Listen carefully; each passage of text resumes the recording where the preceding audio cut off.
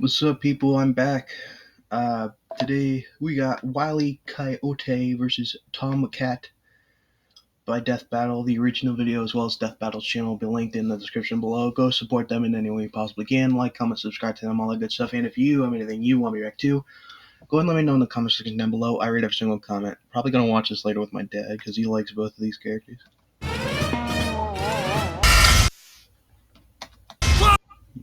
You cost me money. Wile Coyote, the fastest and furriestest of the Looney Tunes. Tomcat, the powerhouse pussycat from Tom and Jerry. The fans voted for it and we're here to deliver. He's Wiz and I'm Boomstick. And it's our job to analyze their weapons, armor, and skills to find out who would win a death battle. I got egg rolls right here. That's what I'm In eating. tales told over a shimmering campfire by the tribes people of North America, there was no figure so cunning, so bold as Coyote. To the Miwok, he was a Prometheus who stole fire from the heavens to give to humanity. To the Sewetmuk, he was a foolish trickster who could die and return to life. And to the brothers Warner, he's just a poor dumb schmuck who can't catch a break. To this day, the great coyote stalks the American Southwest, Okay. hunting his indefatigable prey, the Roadrunner. And this modern Wile Coyote is driven by a ruthless Eternally hangry. Occasional employee of Acme, inspired by Mark Twain and pre-1949 chase cartoons. entrepreneurial spirit. Yeah, and it drove him straight off a cliff. He'll chase that bird-shaped happily ever after to his own inevitable undoing. Such is the lot of the common man. You might not expect it from an anthropomorphic canine Job, but Wile was born the son of world-famous hunter Cage E. Coyote. His father raised him from infancy to hound his avian adversary and forbade him to speak until he tasted victory. On the face, an easy task. Coyotes are incredibly adaptable predators, capable of hunting in both rural and urban environments. They're also speedy little demons. They can sprint at up to 43 miles per hour, though that's cold comfort when that blue meeping bastard can make beams of light look stone still or outrun a car that was moving fast enough to travel through time. Frankly, it's incredible that Wile manages to consistently keep up with his prey at all, but he does. No, really, it's actually stated that only a, quote, tiny little extra burst of speed separates the coyote and the roadrunner. Heck, Bugs Bunny himself needed to take super speed supplements in order to move fast enough to outrun Wile. But almost as fast isn't fast enough. Fortunately, Wile Hold up, there was a thing.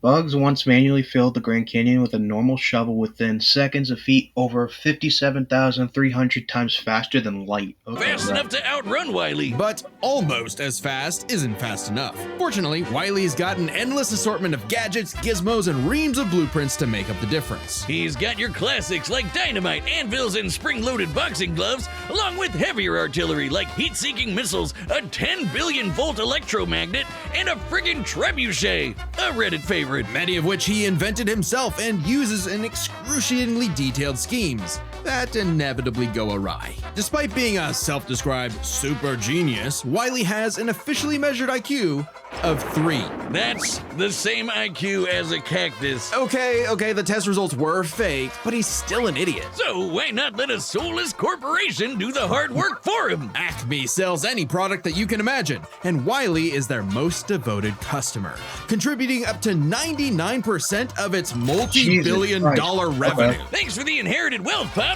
Oh, don't worry, I'm spending it all in one place. He's got an Acme Book of Magic, Acme Clonomatic, Acme Death Ray, Acme City in a Box, Acme Universal Remote, which can pause, fast forward, and rewind a person through time. Too bad half the stuff Wile uses is intentionally sabotaged because Acme's board of directors is exclusively Roadrunners. My man cannot catch a break, but he sure can take some punishment.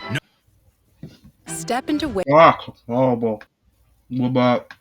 The severity of his failures, Wile is still attuned and can bounce back from just about anything. He's been sliced, stabbed, squashed, exploded, melted, blasted into a constellation, and overall verbed for the last 87 years straight, without ever actually dying. He once got fully disintegrated into ash and popped back up like it was nothing. Similar to the immortal coyote of Sewetmuk legend. He's also shattered the fourth wall tons of times and even left the comic page entirely to catch the Roadrunner. Ah, so close. Believe it or not, there is actually a biological reason for these abilities. Loony DNA. Every toon's got it, not just the loony ones. And it's what lets them survive fatal damage up to being fully erased off the page, essentially dictating their personal slice of reality to whatever is funny. Like how gravity only affects the Coyote when he looks down. Toons are immune to the laws of physics as we know them. That's why Wile developed a counter to this immortality, the Loony DNA Dissolver, which leaves toons vulnerable to fatal wounds the same way we are. Yet again, so close. You can't say he hasn't tried everything. It was Wile's experience as a veteran toon that landed him a job at Acme University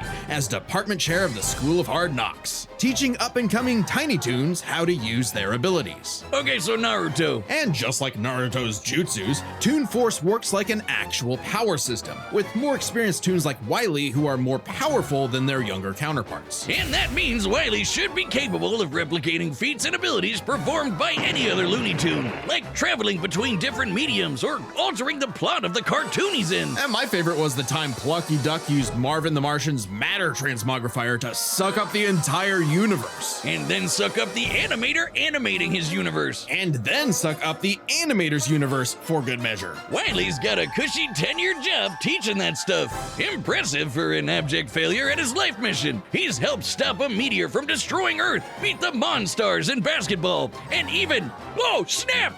Caught the Roadrunner! Oh, wait, never mind. So damn close! According to 1977's Tweety and Sylvester issue 67. I love Sylvester. He's like one of the greatest cats. He's a close second to Tom.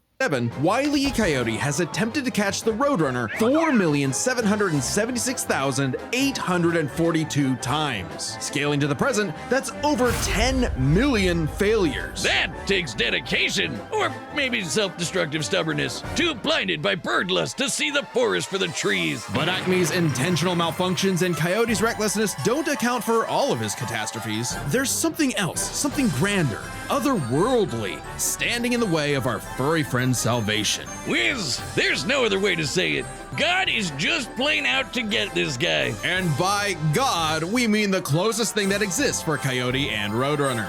Chuck Jones. The guy that created him and helped forge the Looney Tunes into how we know him today. Originally meant to be a parody of earlier chase cartoons like, well, Tom and Jerry, Jones established several rules for their animated shorts that superseded Coyote's reality warping toon abilities. Really? Rules that cover his obsession, faulty products, and the fact that no outside force, not even the Roadrunner, is to blame for his defeat. Just him. While other creatives have altered this formula in the decades since Jones's departure, these rules have effectively made the Coyote's defeats cosmically ordained. God nerfed Wile E. Coyote. In all our years making Death Battle, we have never seen a handicap like that. But what else can you expect from our fanatical furry fail son? He's the Sultan of Slapstick, the CEO of Second Place, the swing and a miss superstar. As long as he picks himself back up and dusts off the ashes, that'll never be all, folks, for Wile E. Coyote. Okay, so those rules might actually hinder him because he does have the anti-toon DNA stuff. So, and by that logic, Tom should have toon DNA too because he's been messed up a lot. So, I don't know. The year was 1939. War raged in Europe between the British Tommies and the German Jerrys. As the beleaguered English made their miraculous escape from the German encirclement off the coast of Dunkirk, one might have called the battle a game of cat and mouse? Oh wow, is that actually where their names come from? I'm looking this up. Regardless of their names' origin, William Hanna and Joseph Barbera's infamous cat and mouse duo became the undisputed kings of slapstick comedy. The formula is simple, and we all know it. Tomcat chases Jerry Mouse around the house. Brutal, bone-shaking, I felt that in my balls. Violence ensues, and Tom is reprimanded by Mammy Two Shoes. Who is, let's say very much from the 1940s. And if you're like me, all you wanted to see was Tom wipe that smug smirk off that little rat's face. Despite my well-documented hatred of cats, even I've got to cringe at years of propaganda to convince us to side with the filthy, flea-ridden rodent over man's second best friend. Oh, big yawn. House cats like Tom are actually some of Earth's most successful predators. They can run up to 30 miles per hour, leap 6 feet high, and despite being commonly perceived as nocturnal, they're actually crepuscular and hunt in the... I can confirm this. My previous cat, Gizmo, she caught a lot of mice. Our current cat, Comet, she caught more mice than Gizmo has. Dawn and evening. Tom specifically is a British Shorthair. They're strong, stocky Roman cats bred to withstand harsh conditions. And for Tom, harsh conditions is an understatement. Tom has collected a crazy assortment of weapons in his war against mouse kind. Sure, most of it is the stuff you can find around the average American household, like baseball bats, lead pipes, and guns! Lots and lots of guns. But he's got wackier things like a magic wand, a robo-cat, vanishing cream, and a smart cap that gives him all the knowledge in the world. I'm partial to the Sword of Light and Dark, which severs you from your own shadow, or the Rewind Remote, which can move your victim backwards through time. And you... Oh, okay. Well, the Coyote got that too. Alright, so they're even there, so that won't matter. Can't forget the cat car and cat jet, spelled with K's of course, but just the cat part. Tom's arsenal is heavily improvisational, which fits his quick thinking in fights over Thanksgiving turkey. Though he often loses his bouts with Jerry, it's not usually because he's dumb or incompetent. Rather, he's just genuinely outplayed. And even in defeat, he's one tough son of a gun. He's been crushed, blown up, had every bone in his body broken, shattered, melted, and vaporized to dust, and survived. Well, mostly. Tom actually has kicked the bucket. Oh, I remember the Mouseketeers episode where Tom actually gets beheaded, and I was like, oh my god. Because that is something you would not expect to see in like a cartoon like that. Multiple times. But little known cat fact, he has 9 lives, as established in the episode Heavenly Puss. Wiz was conducting some different kind of research when he stumbled on that episode. Very funny. Even if Tom starts to use his lives up, he has a potion that just restores them. Or he can physically go get them back from hell. Where all cats go. Extremely hardcore for a toon, but there isn't much of a limit to what Tom can do. No. I apologize if my chewing is caught on the mic, I'm sorry.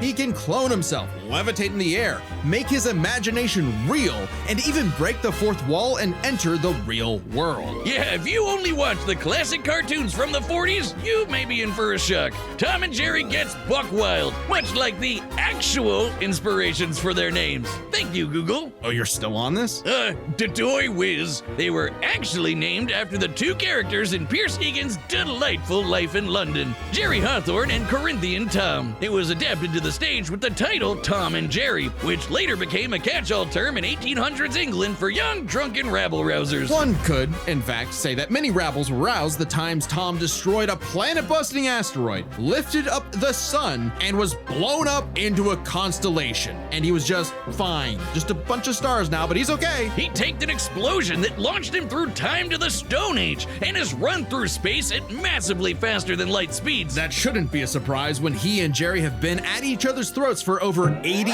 years now. But what may surprise you is the fact that at the end of the day, they're actually friends. And they've worked together tons of times to save the day, like when they helped a little orphan girl, Robin Starling, find her way home. Oh, that's a nice end to their story. Don't you believe it? Now is when we have to talk about Tom and Jerry Chase.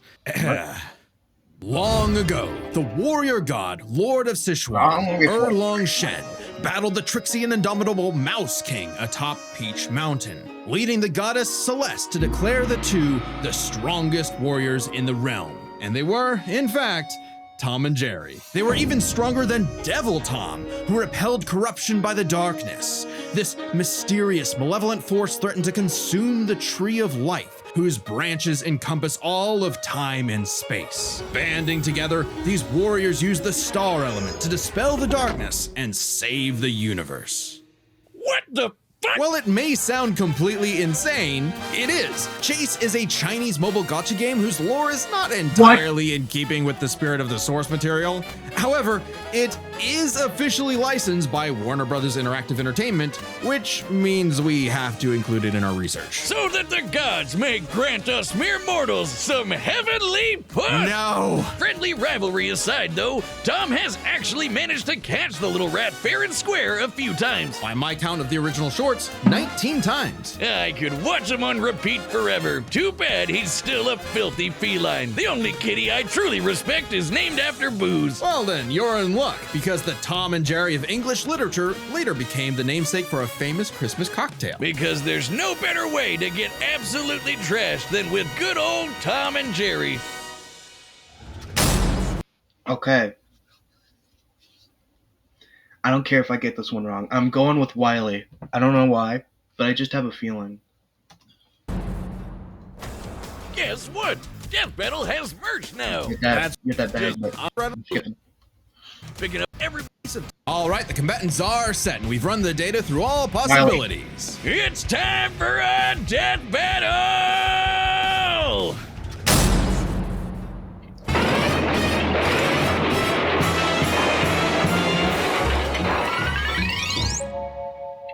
Mouse. Oh, mouse ass. Oh, this is what from the Looney Tunes. I remember this because that's when they first introduced the characters. Felis Catus, Prepatus Victimus. Latin and Greek, I think.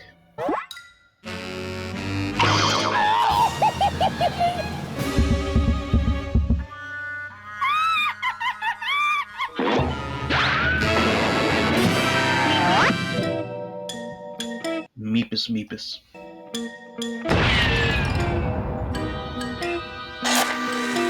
What was that? Canis Schmuckus.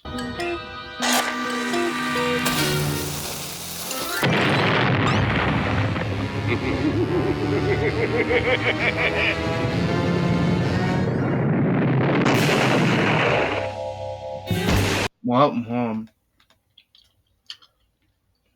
I want to bet Roadrunner and Jerry become friends.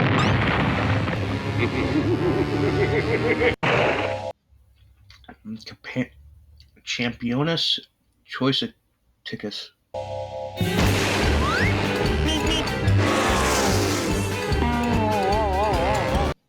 You foolish furball, you cost me my dinner.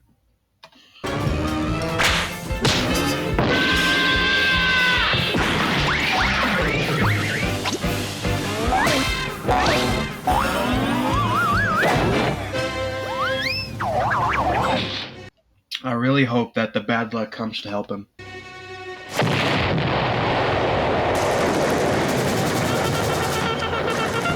Come on, you apes! You wanna live forever!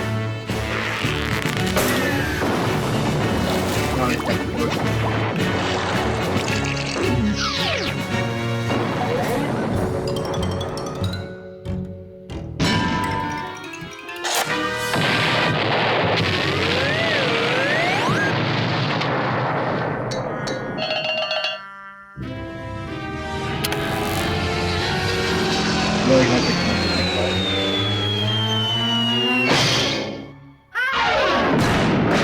Oh. All of his men? Really? Just from that? Booze! Oh, the speed.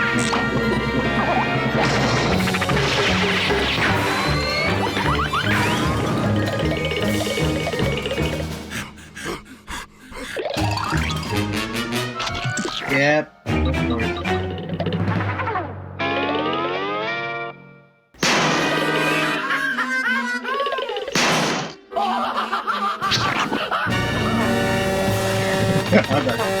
That's awesome. No!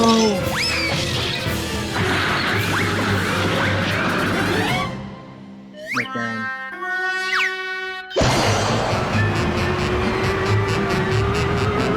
Rain!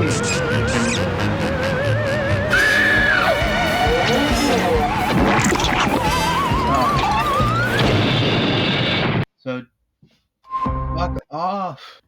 Does this mean it's a tie?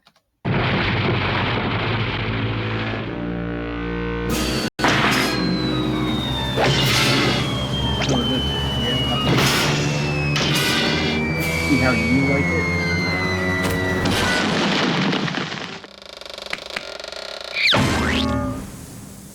Oh!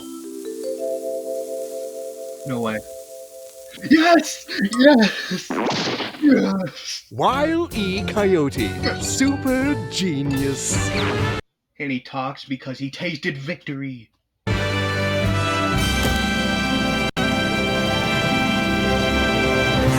Yes. Oh, thank God one of them actually died this time. I mean, no! Animal cruelty, no! Considering coyotes eat cats, I'm not surprised. While both Cat and Coyote were incredibly powerful, they weren't literal gods who could snap their problems away. They had limitations and weaknesses that could be exploited, especially by each other. Let's first talk their stats. Both were strong enough to contend with universe-threatening phenomena, but comparing Wile to Plucky Duck, Looney Tunes can not only destroy their own universe, but their animators as well. And while Tom could move faster than light, Wile could keep up with the Roadrunner, who could outspeed a car fast enough to travel through time. That's immeasurably fast, and much faster than Tom. Wile gets the edge in stats. Wile's arsenal was a bit better too, believe it or not. Even eliminating the devices that have been shown to malfunction, he still countered everything Tom had. The biggest being the Looney DNA Dissolver, which could yeah. render Tom's cartoony healing factor moot and end the fight. While Tom has never been shown to have Looney DNA specifically,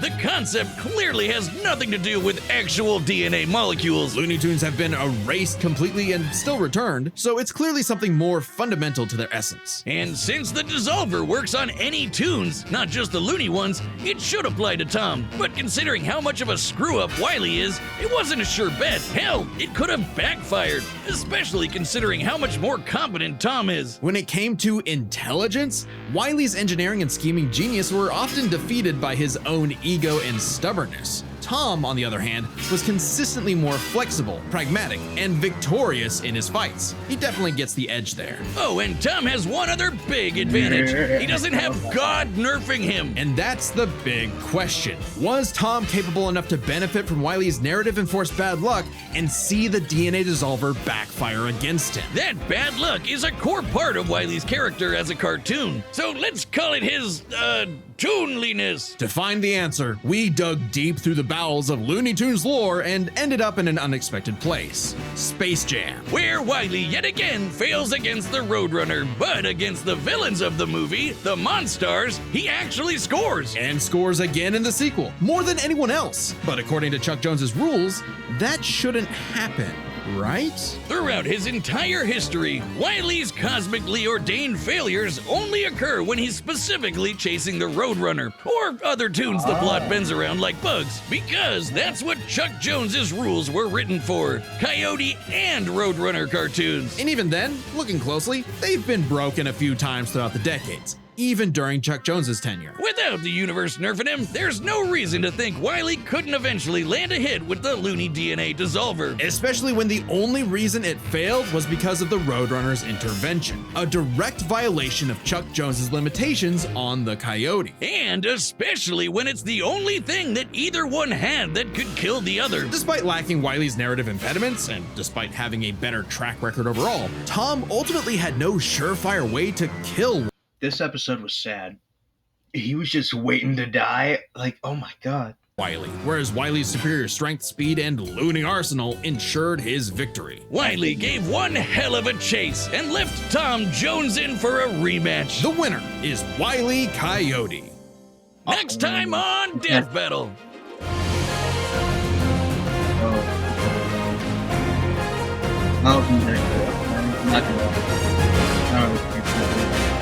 Subscribe. Okay. Anyway, this was fun. I really loved this. This is awesome. My dad's definitely going to like this. The original video, as well as Death Battle's channel, will be linked in the description below. Go support them in any way you possibly can. Like, comment, subscribe to them, all that good stuff. And if you have anything you want me to react to, go and let me know in the comment section down below. I read every single comment. That being said, bye-bye.